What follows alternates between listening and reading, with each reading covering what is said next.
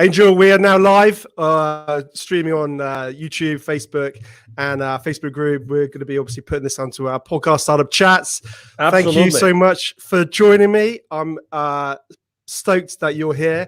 I think I've up a little bit early. I think you were just saying before we went live, I made you put you through hell. So I do apologize. No, that's okay. That's okay. You know, I'm so connected all the time, but it's true that, you know, you try to plan ahead a little bit what's going to happen in the day, but if it doesn't happen, it's okay, and you will know how throughout the conversation today, or you will know why. Well, let's kick this off because, you know, I'm so excited to talk about this whole topic of, you know, startups and that journey and that challenge that we all face, and I think wherever we can sort of get those pearls of wisdom or advice or help or a little bit of inspiration is always going to be a good thing and always help. So but before we maybe sort of dive into what we're going to focus on, which is that whole, you know, pivoting in times of crisis, I think that's a really interesting sort of topic actually, because I've certainly done that in various sort of, you know, degrees, and you know, we can chat about that. So yeah, it'd be interesting seeing your perspective. But before we do, would you mind sort of introducing yourself to the audience, and just giving a bit of a background about, you know, who you are and what you do? Absolutely. So my name is Angel Ribo, and I'm in Dallas, Texas, although I was born close to Barcelona in Spain. Basically one of my favorite cities, by the way. Oh, look Barcelona. at that. Love it. Okay, I thought that you were going to say Dallas, Texas. I've never been. I'd love to go. I'd love to come to visit. There's lots of great things here happening. So, but anyway, you know, obviously I love Barcelona too. Basically both corporate CEOs and established entrepreneurs, they hire me to bridge the gap globally for expansion and exposure. The reason why I helped, you know, I use internationalization strategies to accelerate the growth of their companies is because throughout my life, for the last 25 years, I have held more than 1,500 CEOs in 33 different countries. And I was able to do that because actually, let me tell you a secret now that you are actually in the UK. One of the reasons why I'm able to do this is because mom and dad, they put me through an English academy when I was in school, when I was in elementary school. And outside school, I was learning English. And I remember that the summer of 1982, I spent a whole summer in Scarborough, North Yorkshire in the UK, learning English. And I decided I'm not going to speak a word of Spanish for a whole month. And I requested that company to put me actually, obviously, with an English family, but I don't want to have contact with any Spaniard throughout the entire month. So I had actually a Swedish student doing the same thing, learning English in the UK as the same as me. And I only had contact with Swedish people and people from other places, but not with the Spaniards. And that's why I was able to speak English. And then, you know, I started my international career and everything. Something which is also really important is that, you know, as I lived in Latin America for 10 years, my heart and soul is with the kids in need in Latin America. And I started my nonprofit. It's called Wisdom for Kids. I did that 3 years ago. I'm the co-founder and president of Wisdom for Kids. And we help underprivileged kids in Latin America become entrepreneurs using the local resources. That's in a nutshell, you know, who I am and what I do in my life, Ben. No, that sounds amazing. You sound like you've been doing a lot and have a lot on your plate right now. So absolutely, it's always fascinating. And to be honest with you, I'd love to sort of dive more into all of those little, you know, all those elements and those niches to understand more about them. That'd be amazing. But maybe that's for another day. Absolutely. We can be, I mean, obviously, thank you very much for having me, Ben, here. And thank you, everybody listening to us today. I can be with you guys anytime. You just tell me 5 minutes before, and I'll promise to be there. Okay, Ben? Pinky promise. and that never happened, of course. Pinky promise. Pinky. My son does that to me. He makes me do pinky promises. You see? Of course, I told you just 5 minutes, as opposed to the 1 minute today. It's 5 minutes. I mean, this is like 5 times more time ahead. It's wonderful. You'll have to return the favor for me. You'll have to do the same for me one day. No. Of course, obviously, I'm giving Ben a hard time just because he's this kind of guy that he takes you know, jokes and being hard on him as lightly as I do. So it's a pleasure to be with someone in life that doesn't take everything judgmentally, which we unfortunately tend to do. And you know, that's actually one of the challenges of the startup entrepreneurs as well. Yeah, it's very true, isn't it? You've got to be so adaptable and level-headed, quite cool and calm under pressure, and not getting too hyped or too upset either way, because it's a journey. It's not a sprint, isn't it? So you've got to keep an eye on that bigger picture. So Absolutely. And keep moving forward. That's the key. Keep moving forward. So let's dive into the whole sort of topic of pivoting. As we know, sometimes, a startup and an established business has to pivot. I mean, we've seen a lot of established businesses have to pivot in this time of, the COVID-19 and all the rest of it, particularly when, a business stream suddenly was closed off. A lot of brands had to sort of pivot towards more direct consumer sales rather than B2B sales. But certainly within that pre-launch phase and starting a startup, that can happen too. I know it's actually happened to us recently with one of our product launches. And without going into that, but I think it's a challenge that we face at various levels. And I guess thinking within that pre-launch phase, one of my thinkings is it sometimes best to pivot before you launch, if it's abundantly clear that you should, or sometimes is it better just to launch, test the market, and then pivot? That's a great question. And actually, you probably remember that probably it was like already 10 years ago that this guy invented this business canvas that you actually, it was a collaborative work developed here in the north of the country, in the US, by someone in the MIT, I think it was. The reason why I'm mentioning this is because we tend to forget that the buck, right, the dollar, the money starts with sales. And we are so hard on ourselves, going back to what I was saying about being judgmental, we are so hard on ourselves that we try to do everything else look perfect before we even talk to potential clients. Obviously, everybody in the startup world talks about the minimum viable product or minimum viable service, all these kind of things. But in reality, the only thing, let's say you and I, we have an idea today, and it's an amazing idea, which could be actually easy for us to have a great idea today. And we say, we're going to launch it. You know what we need to launch it? Okay, we commit that between now and 24 hours, you talk to 5 potential clients in the UK, you talk to 5 potential clients in Texas. We have 10, let's say only 50% of them show up. We already have market feedback. So I think I'm responding to your question. I'm a big proponent of, if you eventually have to launch something into the market, why don't you start talking to the market? And it doesn't have to be perfect. You have friends, you have former colleagues, you have relatives, you have neighbors, you name it. You go to a store, you go to a coffee shop, you talk to the guy which is serving you, the bartender. You can even ask that person for their feedback about what you want to launch. So to your question, my main business mantra is take imperfect action now. That's me. That's my clients. Take imperfect action now. So definitely, I would reach out to the market first, and then I would start strategizing about what's the best way I can launch or pre-launch my product or my service or my company or my venture. But definitely, I mean, I have seen so many people wasting so many hours, so many days, so many months perfecting something before even talking to someone in the market to see if that would fly or not. So that's definitely my response to that. No, it's very true. I think within a good pre-launch phase, speaking to the audience is absolutely critical, because like you said, too much time can be wasted on tech development, and your whole bubble of one, an opinion of one is always dangerous, as they say. So I think there's no doubt. But it's interesting, as talking about the pivoting challenges. We faced a technical challenge, for example, and I was thinking about, I wonder if you could sort of categorize those problems, whether they're it's the challenge of or the wanting to pivot because of technical challenges, and you realize that initial angle is closed off to you. For example, you need to feed in, you need something with you're relying on a third party, and then suddenly they cut off their service, and your whole product roadmap was and the USP was around this collaboration. So you're relying on a third party, and then suddenly they pull the rug from under your wheels. when that happens, clearly you need to pivot because you can't really launch to market without it.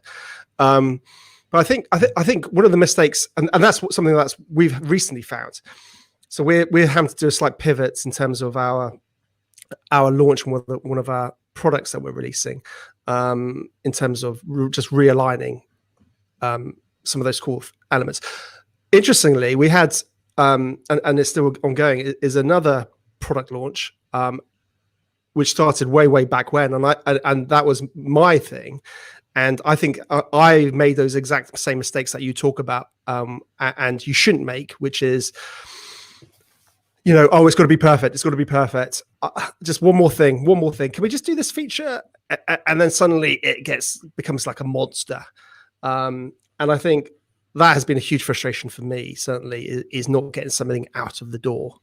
So it's interesting, isn't it? The pivoting can come for different reasons. But you see what? I mean, this is how I typically don't curse on podcast interviews, but I don't know if I'm allowed to do it today. But we get so sidetracked by perfection, and you just described the perfection sidetrack.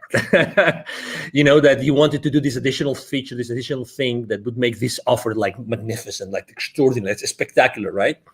But suddenly you get so into the trenches of that thing, But in reality, guess what? And I've seen that last year. I saw that with many technologies and many providers saying, we're not sure if we're going to be around for a long time. But guess what? The difference between the technologies that I kept on working with or the others that don't, because maybe they were scaling down, downsizing, whatever, is the attitude of the customer service people, the support people. So even if their product wasn't perfect, I stuck with them because their customer service, the attitude of the support team was flawless. They were really genuine human beings that were there to serve me.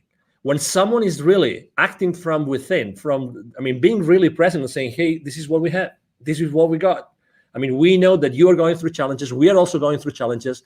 I'm going to spend probably, it's going to take for me 3-4 times longer to respond to your ticket, but I'm still going to be here, and I apologize ahead of time. So setting up expectations, Ben, is so important. It's so important. I'd rather work with someone who has a not so, let's say, mature technology, or not such a comprehensive technology or service, but their relationship with me is so human, is so empathetic, because I really value that, and I'm going to connect with that person much more in depth. It's so interesting, isn't it? Because ultimately we start talking about the whole branding element of a business, of a startup, of an entity. What are the core values of that business? How does it want to interact and engage with its customers and clients on board? And I think we then start sort of diving into that world of the community, building a community, and whether that's, I guess, having a really good call center or team that respond to tickets and problems, or even I've seen really interesting communities built up on like Facebook groups where startups are really engaged with their communities. And I think having that authenticity and that dialogue, that's the key, isn't it? Like you touched on, it's that dialogue to say, hey, Angel, we're working on it. This is our tech roadmap. This is what we're working on. We're struggling. We're trying to get things off the ground. We're bootstrapping it, or whatever it is. And then you can feel, more of a passion towards that brand and company, and see the face behind it. Yeah. And on its own, actually, if we think about it, that's such a strong, powerful part of planning in any pre-launch phase, but also post-launch, because obviously that's when you've got to deliver effectively. And follow through, and that's always challenging. Absolutely. And I can give you even another example. Last year, there's this technology that they love to use. My team is an expert on using that. It's called Zapier, which allows you to automatize so many different systems. Zapier takes webhooks from here and there and blah blah blah, integrates so many. So I use a specific dashboard with my clients, and guess what? This guy said they're not cheap, but this guy said, we're going to give you 3 to 6 months for free, just because we know you're suffering. And their support system is great. Okay, so they gave me 6 months for free subscription last year, just for the sake of it. Just for the sake of it, because I was a small business owner, I qualify, blah, blah, blah. Just 3-4 months ago, a competitor came up to the market at a fraction of their price. And they offer you so many more actions per month, which is the currency that Zapier uses. So like a fraction of the price and offering you much more for that fraction of the price. But guess what? I'm not going to change from Zapier. I'm just giving you an example, right? I'm not going to change because they stood behind me, with me all the way. They provided me extraordinary service. They even said, we know cash flow is an issue for you. We're going to support you. So, oh my God, do you think that they will ever leave Zapier as a technology provider for my team and myself? Of course not. The branding, they have, my concept about these guys, what they're going to do for me whenever my business grows more and more and more, and I need them more and more and more, they will be there for me all the way. It's amazing. Exactly. It's about the brand. It's amazing. Do you agree? 100%. And it's interesting, isn't it? Because I guess if you've got that strong narrative, that strong brand, that's good, that story that people buy into, if you do have to pivot, then it's much easier to bring them with you, because I guess you can again have that honesty and say, hey, listen, we're having to realign our business model. We're having to do this. Come with us. And when that pivoting moment does come, I'm guessing that's a lot easier. Yeah, it is because again, you trust them. You have already developed that relationship. It's all about expectations, Ben. I mean, really setting up the right expectations is so important at all levels. We tend to, there's a concept I use both when I coach personally the CEOs and when I work with in business, when I'm doing business consulting, which is a secret contract. And think about it. This concept of secret contract is just brilliant.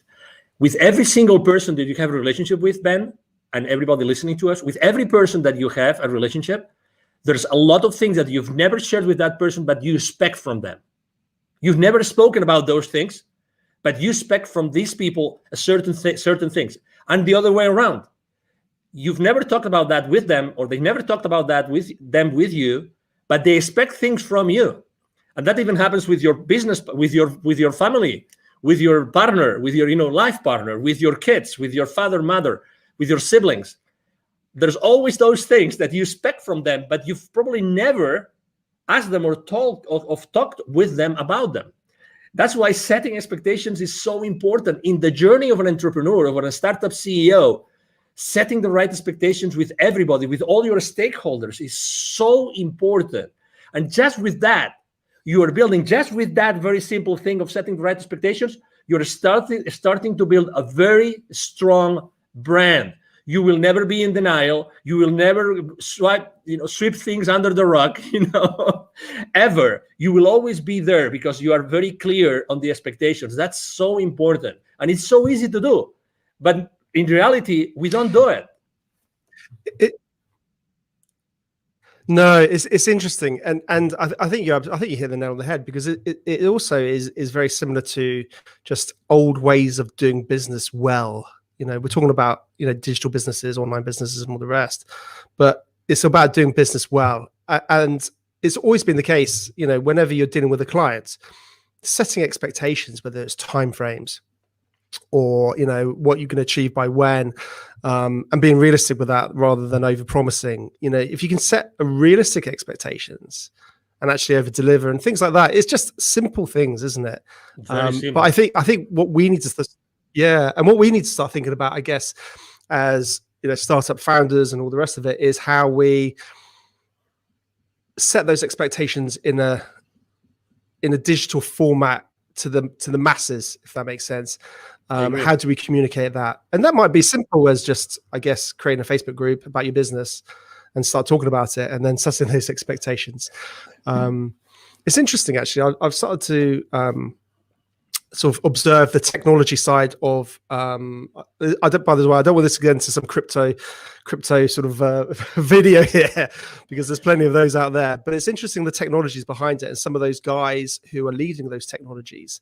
and the way that they build community, and the way that they engage and constantly keep their audience who are interested updated. The one that springs to mind, if I'm honest, is probably I'm gonna forget his name. The Cardano founder, Charles Hodgkinson, something like that.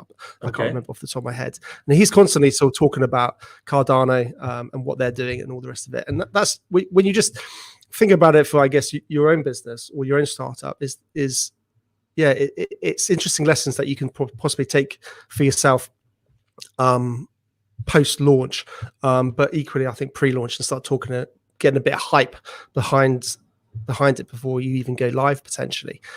When should a business, I guess, not pivot? That's an interesting question. Can businesses pivot too soon? I think that the market speaks. I think that the most important thing is to see if the market is actually moving, is shifting, if the market is asking for different things or not, if the market is still willing to pay for the same products and services or not. That's the question. It's not about us. It's about the market. It's about, is there a new market being created? Is there a new community being created they're going to want specific things? So that's the question. I think that you have to really put the thermometer in the market. You have to have those conversations, those imperfect conversations with your potential clients, and see, hey, will you keep on paying for this? Do you still feel the value? Do you still feel the value in these kind of products? Or right now, what's happening now, what do you think is going to help you go to the next level? How many times, honestly, think about this, Ben. How many times before you sell to a client, you actually tell them this: I know I'm going to be part of your problem when you place the PO with me, because you're going to put X amount of money on my pocket and you will have nothing in return. My commitment to you is that I will make as much as I can to return on your investment. But how many times you have told that your clients, I care so much, I know that I'm going to be your problem right now when you place the purchase order, right? And I also care, I really care about how you are going to recover that investment. These conversations are very uncommon and unconventional, because they are uncomfortable, because we think, oh, maybe someone doesn't place the PO, right? It's very similar to, as entrepreneurs, when we start niching, and we start thinking of what's the right way to position, what's the what's that sentence, that pitch sentence, that statement that we use when we're trying to craft it, that we're always between this 30,000 level feed, copywriting, or onto the ground level copywriting, right? We're always trying to bring as many people as possible to our world so they can buy, or we niche down so much so that we really speak clearly to someone who are really the people that we want to serve, right? We also move in that space. You see, it's the exact same thing. Obviously, I think we have to be extremely precise, because we really want to serve someone, and we want to serve this someone really, really well, right? So to your question, again, definitely there's a moment where you have to decide if it's the right moment to pivot, or if to pivot or not. But again, it's all about who you are serving. Let me tell you an example. What could you say has happened last year with 7.5 billion people? If there is one factor that had all 7.5 billion at some point, it's fear. Okay. I'm not talking about politics. Okay. I'm just saying what it is. There's never been more fear in the planet like last year. Okay. And maybe it continues this year for whatever reason. Okay. I have been building bridges. You are a public figure. I'm a public figure. We're here to build bridges. We're not here to fracture the society. We're here to actually help everybody come together, get together, and make this world a better place. That's why you're doing what you're doing. 100%. That's what I'm doing. Exactly. Right. So, but still, if there's fear, think how you can help everybody. If you know that everybody's going to be in fear, why don't you talk to your market and you double check that that's the reality, and double check if that fear is going to move the needle for what they need. They may need some additional personal support. They might need, support for specific areas in their business. Right? Is that fear going to affect the existing clients or not? Is it going to affect will you have to deliver your product or your service in a different way? Again, it's all about the market. It's all about the people, how they feel.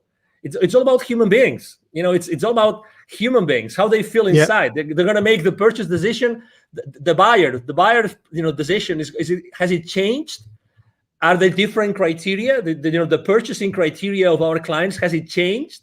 The decision process, has it changed? It's all these kind of things that you have to think about before you decide to pivot or not. Yeah, no, definitely. I mean, that's an interesting point. Has it changed? I mean, ultimately, their buying decision might not have changed, but the way that they buy it may have changed. They might not be able to go into the shop like they used to. So, how can you deliver that product or service in a format that they can still access? Because they may well still want it. We've seen that, haven't we, with gyms? Gyms have got, people can't go to physical gyms in the UK. I'm not sure what it's like in America, but so people are having to think about, how can I deliver that course online effectively, because those people still want that. And you're 100% right. And I think this goes from pre-launch and carries on continuously forever, is knowing your audience. You touched on that, and listening to your audience. But it's really easy to say that. Well, people think, oh, my audience is everybody. And I think it's so important. And you touched on it. You got to really drill down on who you want to help. And know that market inside out, and that can change. But absolutely. I think have a focus where it is right now. Going back to the is there a right time to pivot? It's interesting because I completely agree with everything you're saying, but part of me also wonders whether you can be too soon. You can be an innovator, and you could be creating something that the market's never seen. So people don't necessarily sometimes know that what you have is going to help them. And that's an interesting challenge. We're seeing a lot of this actually in various sort of technologies. Things are coming out all the time.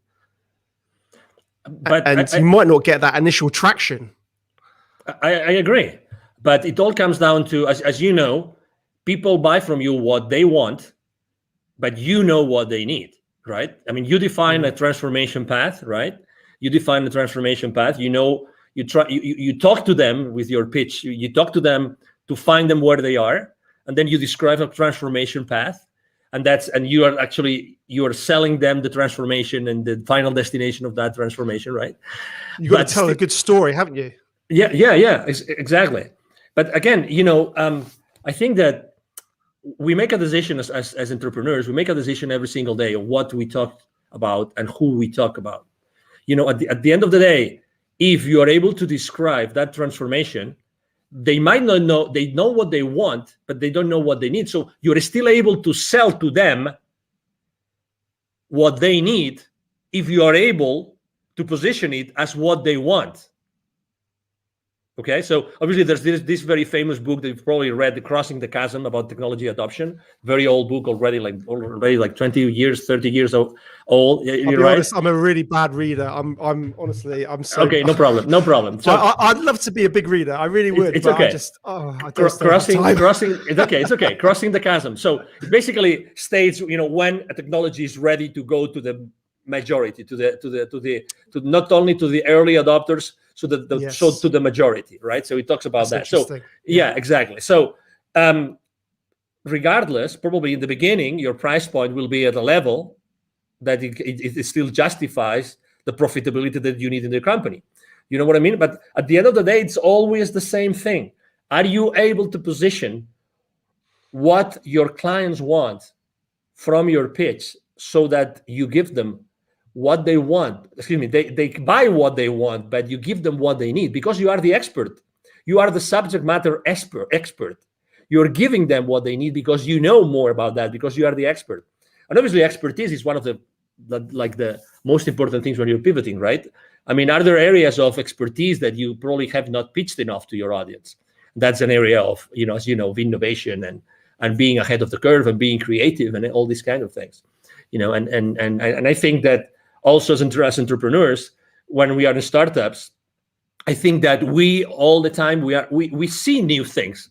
We are ahead of the curve. I mean, we really see those innovations because when we push so hard and we do so many things for so hard because our life goes on it, right?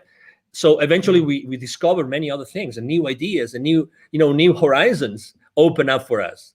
And and it is what it is, and so I mean, if you are an awakening enough entrepreneur, there's consistently reasons and ways for you to be innovative and to start trying those innovations into the market. No, definitely. I think like any good entrepreneur, they're constantly looking at the world in a different way. I call it my invisible radar. It's this. If anyone's watching the video, you'll be able to see what I'm doing. But if you listen to the podcast, you won't. But basically, it's like up there constantly, and it's just going, and then it's all hones on something, and then suddenly it's like, oh wow, this is like, and your brain starts going 100 miles an hour, and then your wife tells you to calm down and stop being silly and get focused on what you're doing. Exactly, because it's always challenging, isn't it? It's getting pulled too far in too many different directions. Absolutely. Interesting. Talking about, again, getting back to the pivoting. I think when somebody needs to pivot, having a good personal brand makes it a lot easier to pivot. And I think sometimes lots of business owners don't really focus on their personal brands. What's your sort of thoughts around that? Well, I think there's two. This is a two-way street, right? Because you want to have a very strong personal brand, but at the same time, you don't want to be the main constraint on your business, right? So you have to be careful, okay? Because you obviously want to have a whole, system, people that will support you in delivering all that, okay? So the personal brand is very important, but also make sure that in the delivery of your products and services, you are not a constraint. So that's the number one thing. Do I believe in like having a very strong personal brand? Absolutely. And it's much easier to build than what people think. I'm blessed enough to have been invited to your podcast, Ben, today, and I have probably 3 or 4 more today. I'm there's a lot of people reaching out to me. I'm really extremely blessed that happens. But it's relatively easy just to give. I mean, I'm giving just some nuggets that people might like or might not, but it's being present. It's spending 30 minutes, 45 minutes, 1 hour, adding value to someone's audience. And by doing this, you are actually building my brand. I'm building my brand right now, thanks to you. I'm grateful to you and to your audience. And again, people think that branding is this big, massive monster that we've never seen their face, right? But it's so difficult, and only large corporations can actually build your brands. Not at all. Just answering an email on the chat on LinkedIn, you're building your brand. Let me give you another example. 100%.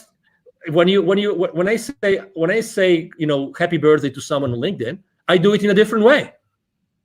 I tell you, people remember me because of the way I give them the happy birthday. And it's so simple. And the same thing when they change positions in their companies. I do it in a different way. Guess what? You don't need anything. If you're starting small and then you want to scale up in the future, guess what? You can start doing this right now. Be yourself.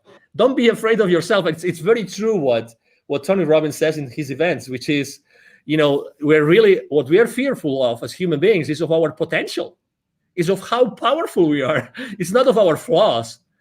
It's not that we will not be able to deliver. It's of our potential, of our power. We're really powerful. We all have this expertise inside of us that nobody else will be able to deliver just because of the experience we have had in our lives. You have had your experience, Ben. You've gone through several, successes and failures. You've learned a lot of lessons. Everybody has had their own journey, and that journey is of value to someone else. That's why everybody can really become an entrepreneur if they really want to. That value, that intrinsic, unique value of anybody out there can really help other people, to overcome their challenges in their personal lives or in their business life. It is what it is. It's by definition. 100%. And also what I love about it is it gives, several things. It gives a face behind the business. So it has you have that real sort of personal element. And I think that's the future for business, having personality. But also I think as an individual, we all know we have many layers. We have many interests. Whereas a business is obviously clearly focused on one area, possibly with a very focused audience. But with a personal brand, people, you're able to express more of your interests. You're able to express more of your fascinations and your other hobbies and other, businesses. So I think certainly if you do need to pivot, it's much easier to do so, and because people believe and buy into you, not that particular product or service. So I think that's something very, very interesting. So in terms of sort of top tips or advice you could possibly pass on to any budding, startup founder, what would that be? Well, I said it before briefly, but it's definitely, I think that's, honestly, I think this is at least 50% of the success, of the secret to success for any entrepreneur right now, which is take imperfect action now. Take imperfect action now. Expose yourself. Whatever you want to do, start doing it right now, immediately. Start talking to potential clients, to potential partners, to potential collaborators, to potential allies, immediately. Take imperfect action now. Don't wait. There's never going to be a perfect time for you to become an entrepreneur. Never. Yeah. So why don't you start doing it now? You don't really need much. Honestly, you don't really need much. Really. I mean, what did they say? Yesterday's the worst day, today's the best day, or something like that. I probably got that completely wrong. No, yesterday was the best day. Today, I can't remember. I'm just probably making something up. No, that's okay. But it's a matter of, hey, take imperfect action now. And then as soon as you start making steps, taking those steps, as soon as you start doing that, you will start seeing the forest. You will start seeing this works, it doesn't work, this could work, this couldn't. You start seeing the rest of it. But you have to start making those steps. You know what I mean? So definitely. Exactly. So be humble enough to do that. Definitely. And just out of interest, on a side note, Angel, what's the sort of whole startup scene like in Dallas, and in your hometown? What's business like there? Well, I have to say, first of all, it has changed and improved a lot. Dallas used not to be the startup hub that it is today. I've been very involved with the startup community here. Actually, last year, it's so funny. Last year, I gave 2 different webinars to the startup community here, and the title of both webinars were Pivoting in Times of Crisis. both of them. So there's a very strong community for startups here, very strong. That particular accelerator I gave the webinars to, it's called The Deck, but there's many accelerators.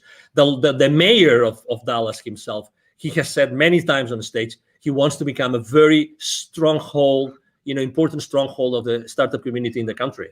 And there's a lot of, angel investors community and family offices. And this, it's really a great place to be an entrepreneur and to start up your business. I'm very involved with the Startup Week here and with the Startup Weekends. I've been the jury for a few Startup Weekends as well. So, it's a great place to be, definitely. I would encourage anybody that would like to maybe try and come to the US. This is a great place to be. Fantastic. And am I right in thinking a lot of people are moving out from California and Silicon Valley to Dallas? Totally. Is that right? Yeah, it's true. Actually, large corporations, even before the pandemic started large corporations from California started to relocate here. And right now it's massive. It's massive, the amount of people that are moving from California and many other states to Dallas, to Texas, North Texas, because Dallas is strategically positioned. You don't think about it, but Texas is a huge state. We will never run out of space. That's the beauty. We will never run out of space. And we don't have a state income tax, which is great. And also, the property prices are pretty reasonable. So yeah, it's a great place to be. Ben, you should start making your luggage here. Come on. Well, I've got a wife and 2 kids to sort of bring in tow. So great school systems here. Great school system. Oh, fantastic. Well, absolutely. You know what? We can have this conversation aside, Ben. Well, it'd be great one day, definitely. I think in my dream one day, I really want to make sure I get to meet, like you in the real world, and all my guests, because I think it's it's very easy for us to just do it virtually, and that's fantastic. But I think if we can actually try and do that, like down the pub and have a beer, that's where relationships can get built and go further. And I think digital and what we can do now is amazing. But I think if we can get that, carry on with that social element into the real world, I think it gets even more powerful. Yeah, no, definitely. So one day I will get over to Texas and come and say hello. So no doubt, I'd love to come and say hello. Awesome. Please do. Brilliant. Well, Angel, listen, thank you so much for joining me. It's been a real pleasure. Fascinating to chat about pivoting and some of the challenges and all the rest of it. And you take care and have a great day. And you too. Thank you very much. And if I may, just to tell people how they can find me. Absolutely. Okay, so again, my name is Angel Ribo. Last name is R-I-B as in boy O. R-I-B as in boy O.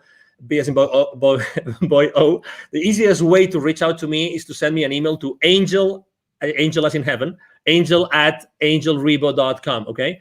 Thank you very much. Really, Ben, it's been a pleasure to be here. And thank you everybody that has been listening and watching to us today. 100%. I'll put all your links in all the show notes and all the rest. How kind of you. Thank you.